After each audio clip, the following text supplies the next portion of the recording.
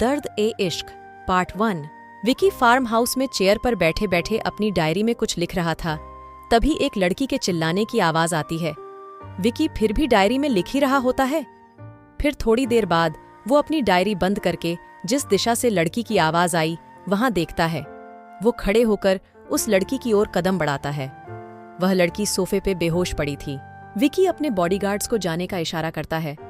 विकी पानी की बोतल से उस लड़की पर पानी छिटकता है। लड़की होश में आते ही इधर उधर देखने लगती है। जब उसकी नजर विक्रम पर पड़ती है तो वो थोड़ी देर कुछ बोल नहीं पाती। फिर वह कहती है, लड़की, क्यों? विक्रम, तुम सोच भी कैसे सकती हो? लड़की, आखिर मेरी गलती क्या है? विक्रम, तुमने सोच भी कैसे लिया? तुम इतनी आसानी से किसी और की हो जाओगी। लड़की, तो क्या करूं? पूरी जिंदगी तुम्हारा इंतजार, ऐसा इंतजार जिसमें कोई उम्मीद ही ना हो। विक्रम चिल्लाते हुए, स्तुति, स्तुति, चिल्लाओ मत, चिल्लाने से कुछ बदल नहीं जाएगा। विक्रम, ठीक है माना, मैं कुछ बदल नहीं सकता, पर इतना भी बुज़दिल नहीं कि तुम्हें किसी और का होने दूं। स्तुति, विक्रम, मतलब क्या है तुम्हारा? विक्रम, वही जो तुम समझ रही हो।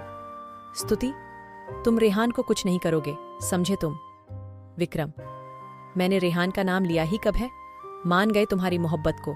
स्तुति, हर रिश्ता मोहब्बत का नहीं, उसके अलावा भी कई रिश्ते हैं इस दुनिया में। विक्रम, हाँ, वो तो मुझे दिख ही रहा है। स्तुति, जो कहना है साफ साफ कहो। विक्रम चिल्लाते हुए सोफे के दोनों तरफ हाथ को पटकते हुए, यही कि तुमने सोच भी कैसे लिया? तुम खुद को मेरे अलावा किसी और का होने दे सकती हो। तुम्हें क्या लगा मुझे पता नहीं चलेगा? स्तुति, मुझे पता नहीं कि तुम किस बारे में बात कर रहे हो, पर इतना पता है कि फिर से किसी की उलटी सीधी बातें सुनकर आए हो।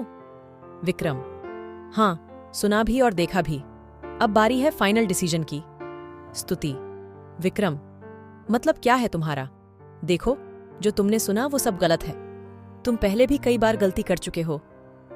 विक्रम, इसलिए तो यह किस्सा ही खत्म कर देते हैं। ना मैं तुम्हें हर्ट करूंगा और ना ही कोई गलती। स्तुति, मतलब? विक्रम, मतलब ये कि तुम मेरी ना हुई कोई बात नहीं, मैं तुम्हें किसी और का भी नहीं होने दे सकता हूं। स्तुति, विक्रम, देखो, बात ऐसी है कि विक्रम उस पर पेट्रोल छिड़कता है। विक्रम, फिर मिलेंगे। ये कहते हुए वो उस पर माचिस की तीली फेंक देता है और स्तुति उसके सामने ही जल रही होती है। फिर भी वह उसे बचा नहीं रहा। स्तुति चीखती है, चिल्लाती है, लेकिन फिर भी वह उसे जलने दे रहा होता है। स्तुति रस्सी से बांधे होने के वजह से खुद बचा नहीं पाती। फिर विक्रम भी सोफे पे बैठे बैठे रो भी रहा होता है और हंस भी रहा होता है। वह अपनी हालत पर किसे जिम्मेदार समझे वह समझ नहीं पाता। वो अपनी पिस्तौल निकालता है और खुद को शूट कर देता है और वो वहीं पर गिर जाता है। गोली की आवाज सुनकर सारे बॉडीगार्ड्स अंदर भागते हुए आते हैं। विक्रम को ऐसी हालत में देखकर डर जाते हैं। वे जल्दी से बड़े साहब को फोन करते हैं और सारी बात बताते हैं और डॉक्टर को भी बुलाते हैं और सारे मामले को रफा दफा करने की कोशिश करते हैं। 2 साल का वक्त बीत जाता है। विकी के फादर आज एयरपोर्ट पर किसी को पिकअप करने के लिए जा रहे हैं। उस हादसे के बाद स्तुति के परिवार का कहीं भी पता नहीं चला। आज तक किसी को भी नहीं पता कि वे लोग अचानक बिना बताए कहाँ गायब हो गए। विकी के फादर एयरपोर्ट पर पहुंचते हैं, तभी वहां मीडिया की लाइन लगी हुई थी। सभी धर्मानंद जी, धर्मानंद जी चिल्ला रहे थे। विक्रम के पापा सबको इग्नोर करते हुए देखते हैं तो विकी उनकी ओर आ रहा होता है, जिससे उनके चेहरे पर बड़ी मुस्कान आ जाती है। विक्रम भी मुस्कुरा रहा होता है। उसके फादर गले लगाते हुए कहते हैं, धर्मानंद जी। विकी, विक्रम, डेड। धर्मानंद जी, कैसे हो? विक्रम, जैसा था वैसा ही हूं और क्या। धर्मानंद जी, आहा, मजाक करने की आदत गई नहीं तुम्हारी। विक्रम, आपने ही तो सिखाया है। धर्मानंद जी, हाँ वो तो है। अब चले? विक्रम, हाँ, पर ये मीडिया वाले कब से वेट कर रहे हैं? जरा थोड़ा काम इन्हें भी मिल जाएगा। वैसे मेरे बिना तो कोई सनसनी खबर मिली नहीं होगी 2 साल तक। Dharmanand ji. Vicky, Vikram, chill dad, I will handle him. Vikram media की ओर जाते हुए, तभी मीडिया वाले भी यह देखकर चौंक जाते हैं। विक्रम उन्हें कहता है कि उन लोगों के पास 10 मिनट है, जो पूछना है पूछ सकते हैं। यह सुनकर सब पहले कुछ बोल नहीं पाते, फिर विक्रम से सवाल पूछना शुरू कर देते हैं। जर्नलिस्ट: सर, आप इतने वक्त कहाँ पर थे? विक्रम: वेल, जैसे कि आप लोगों को पता है, मैं MBBS की पढ़ाई के लिए लंदन गया हुआ था। जर्नलिस्ट: सर, आप ऐसे अचानक क्यों चले गए थे? विक्रम जर्नलिस्ट के साथ फ्लर्ट करते हुए: लगता है मोहतरमा को बड़ा अफसोस हुआ है मेरे अचानक जाने से। माफ कर दीजिए, पर क्या है, मैंने बहुत पहले ही अप्लाई किया हुआ था, लेकिन आप सबको बताने का टाइम ही नहीं मिला। यह सुनकर फीमेल जर्नलिस्ट शर्मा जाती है। जर्नलिस्ट: सर, आपके जाने के बाद अफवाह थी कि आपने अपने आप को और अपनी प्रेमिका को मार डाला था। इस बारे में क्या कहेंगे? विक्रम जर्नलिस्ट को देखते हुए: ये बिल्कुल सच है। जी हाँ, ये बिल्कुल सच है, और जो मैं आपके सामने खड़ा हूं वो मैं नहीं, मेरी आत्मा है। क्या यार, कभी तो सोचा करो बोलने से पहले। और आपके 10 मिनट पूरे हुए। आई होप कि कल की हेडलाइन मिल चुकी है आपको। फीमेल जर्नलिस्ट की ओर विंक करते हुए वह कार में चला जाता है। विक्रम के पापा भी कार में बैठते हैं और विक्रम से कहते: धर्मानंद जी, तुम्हें पता है अभी कितनी बड़ी प्रॉब्लम में पड़ने वाले थे तुम्हारी उस एक स्टेटमेंट की वजह से। विक्रम: कूल डैड, आपको पता ही है ऐसे मैटर किस तरह हैंडल करने हैं, ये मैं अच्छी तरह जानता हूँ। धर्मानंद जी: जानता हूँ, पर ये लोग कुछ भी लिखेंगे कल अखबार में। विक्रम: कम ऑन डैड, ये इंडिया है और यहाँ वही होता है जिसके पास पावर पोजीशन हो, और अभी वो दोनों ही हमारे पास हैं। धर्मानंद जी: आहा हा हा, मानना पड़ेगा, आखिर मुझ पर ही गए हो। काफी अच्छे पॉलिटिशियन बनोगे तुम। विक्रम: आखिर खून तो आपका ही है। विक्रम ड्राइवर को ब्लू स्टार होटल पे ले जाने के लिए कहता है। धर्मानंद जी: होटल क्यों, तुम घर पर नहीं आओगे? विक्रम: आऊंगा, डेड पर काफी टाइम हो गया, अपने लोगों से नहीं मिला तो थोड़ा उनसे मिलकर मजा ले लिया जाए। वैसे भी लंदन के लोगों में वो बात कहाँ जो यहाँ के लोगों में है। धर्मानंद जी: बस समझ गया मैं, अबे कुछ तो शर्म करो, अब उम्र हो गई है मेरी। विक्रम: उम्र हो गई है, इसका मतलब ये तो नहीं कि आप शरीफ बन गए हैं? हाँ। धर्मानंद जी: हाँ हाँ, आहा, तुम मुझसे भी बड़े कमीने हो। विक्रम: गलत, मुझ जैसा कमीना ना है और ना ही कोई होगा। धर्मानंद जी: चलो आ गया होटल, एंजॉय। विक्रम: या आई विल, अगर आपको भी ज्वाइन करना है तो आप भी आ सकते हैं। आहा आहा। धर्मानंद जी: नहीं, मैं घर पर ही ठीक हूं। Vikram: well, as you wish, bye. Dharmanand ji: bye and सीधे घर पर ही आना। विक्रम कार से उतरकर होटल पहुंचता है। वहां उनका बॉडीगार्ड एक एयर होस्टेस के साथ खड़ा था, जिसे देखकर विक्रम के चेहरे पे एक मुस्कान आ जाती है और वह चाबी लेकर कमरे की ओर बढ़ता है। तभी वह बॉडीगार्ड से कहता है कि ध्यान रखे कि कोई भी उसे डिस्टर्ब ना करे। यह कहकर वो एयर होस्टेस को लेकर कमरे में चला जाता है। विक्रम के पिता घर अकेले जाते हैं, जिस वजह से विक्रम की माँ उसके पिताजी से पूछती है कि वह घर क्यों नहीं आया, तो उसके पिताजी कहते हैं कि उसे काम था, इसीलिए वह बाद में आएगा। ऐसा कौन सा काम है जो घर वालों से भी बढ़कर है? तभी विक्रम के पिताजी कहते हैं कि जवान लड़का खेलने की उम्र है तो खेलने दो। उस पर विक्रम की माँ कहती हैं, प्रेमा, सब जानती हूँ मैं आपका क्या मतलब है, एक ही बेटा, उसे भी जानवर बना दिया है आपने। धर्मानंद: तुम चुप ही रहो, इस दुनिया में शरीफ रहकर कुछ नहीं मिलता, ये बात तुम भी जानती हो और मैं भी। प्रेमा: अरे शरीफ ना बनाते, लेकिन ऐसा हैवान भी ना बनाते जो हर औरत को सिर्फ चीज समझता हो। धर्मानंद: जो भी हो रहा है उसके भविष्य के लिए बहुत ही अच्छा है। प्रेमा: क्या अच्छा दिख रहा है? आपको आंखों से पट्टी हटाए तो पता चले कि वह खुद को एक जानवर बना रहा है। अरे जब वह प्यार में पड़ा था कम से कम एक उम्मीद तो थी, वह आम इंसान की जिंदगी जिएगा, लेकिन नहीं, आपसे तो वह भी बर्दाश्त नहीं हुआ। धर्मानंद: आम इंसान? वाह, कैसी होती है आम इंसान की जिंदगी, वो जिसे कोई भी अमीर आदमी अपनी गाड़ी के नीचे कुचल दे, या फिर वो जिसकी माँ बहन के साथ रेप करके निर्दोष साबित हो जाया, या फिर वो जिन्हें कोई भी लोक दल में आके मार के चले जाया।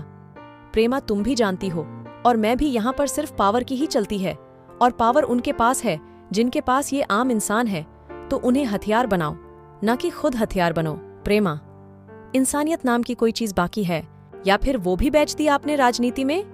अरे कम से कम विक्रम को तो प्यार भरी जिंदगी जीने देते, उस लड़की का प्यार उसे बदल रहा था, लेकिन नहीं, आपसे वो भी नहीं देखा गया और उलटे सीधे सबूत दिखाकर विकी से क्या करवा दिया। हाँ, अगर उसे कुछ हो गया होता तो?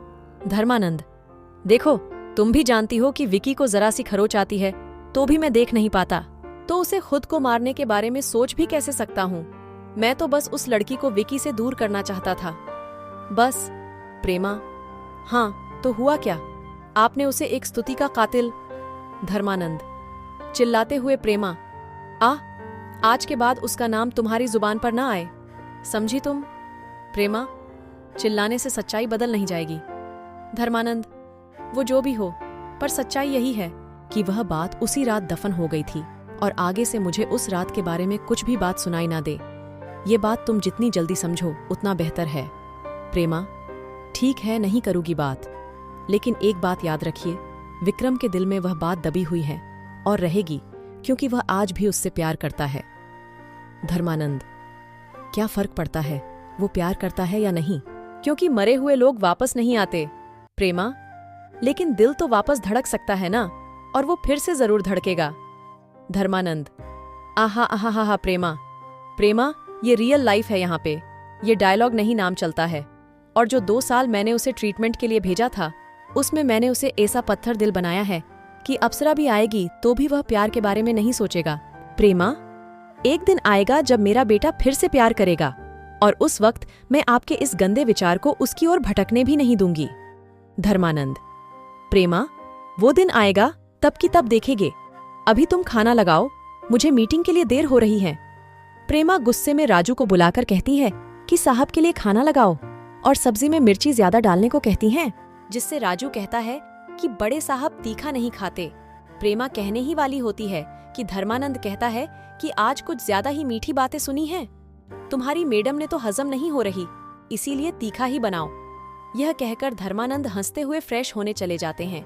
विकी रूम में नाश्ता कर रहा था, तभी एयर होस्टेस फ्रेश होकर आती है, जिस पर विकी उसे कॉम्प्लीमेंट्स देता है, तो वह थैंक यू कहकर नाश्ता करने विकी साथ ही सोफे पे बैठती है और दोनों कुछ बातें करते हैं। तभी एयर होस्टेस कहती है: एयर होस्टेस, सो तुमने मुझसे यह क्यों नहीं पूछा कि मेरा नाम क्या है? विकी: नाम में क्या रखा है, मुझे तो काम से मतलब है, फिर चाहे तुम्हारा नाम पता हो या ना हो। Air hostess: well that strange, तुम पहले इंसान हो जो नाम नहीं जानना चाहता, पर फिर भी माई नेम इज स्मृति। विकी की ओर हाथ बढ़ते हुए विकी खाना खाते हुए खास रहा होता है, स्मृति की ओर देखते हुए कुछ बोल नहीं पाता। स्मृति: हे आर यू ओके? पानी का ग्लास देते हुए विकी: या बस किसी खास दुश्मन की याद दिला दी तुमने। स्मृति: ये खास दुश्मन ही होते हैं जो हमेशा दिल के करीब होते हैं और जख्म भी ज्यादा वहीं देते हैं। विकी: ऐसा कोई जख्म नहीं जो विक्रम ठाकुर को तोड़े, और जिनके पास दिल हो उनके करीब होते हैं लोग, लेकिन मेरे पास पत्थर है। स्मृति: अगर पत्थर को भी तराशा जाए तो मूर्ति बनती है, तुम तो फिर भी जिंदा इंसान हो। विकी: पत्थर कभी भगवान नहीं बनता, चाहे कितना भी तराशा हुआ हो। वैसे ही मरा हुआ इंसान वापस नहीं आता। स्मृति: पत्थर में भगवान नहीं बसते, लेकिन दिल में तो बसते हैं ना। ये दिल ही है जिसके कारण एक बेजान पत्थर में भी जान आ जाए। ऐसी मूर्ति बना दे, और मरे हुए इंसान वापस नहीं आते, लेकिन उसकी याद जिंदा रहती हैं, चाहो या ना चाहो। विकी: तुम्हारी बातें। स्मृति: हाँ। क्या? विकी: तुम्हारी बातें बिल्कुल उसके जैसी है, हर एक शब्द बोलने का अंदाज, सोचने का तरीका, सब कुछ। स्मृति: वेल, ये मेरे सोचने का तरीका नहीं, ये सारी बातें मेरी दोस्त की कही हुई हैं।